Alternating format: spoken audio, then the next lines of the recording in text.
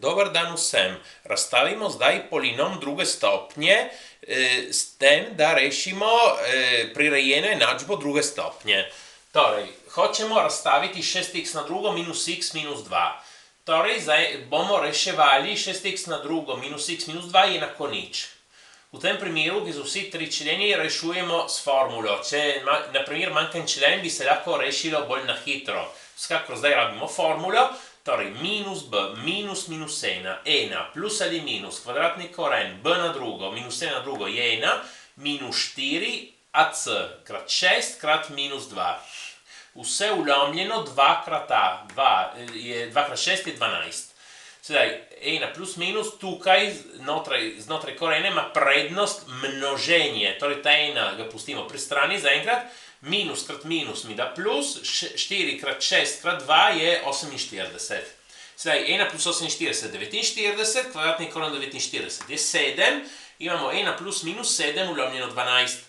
Torej, dobimo x1 in x2, 1 minus 7 je minus 6, vlomljeno 12, in tukaj imamo 1 plus 7 je 8, vlomljeno 12, torej minus 6 dvanajstin je minus 1 polovica, tukaj pa delimo števec imenovalec 4 in dobimo 2/3. Torej smo dobili x1 in x2 in sedaj naš polinom druge stopnje lahko ga napišemo kot koeficient člena najvišje stopnje, torej ta 6 krat x minus prva rešitev krat x minus druga rešitev.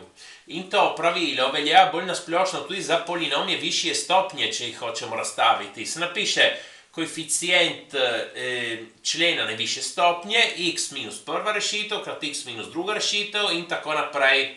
Razen, recimo, ko imamo polinom višje stopnje, se lahko zgodi, da imamo kakšne faktorje druge stopnje, ki se ne dajo razstaviti. Tiste jih napišemo tako, kot so.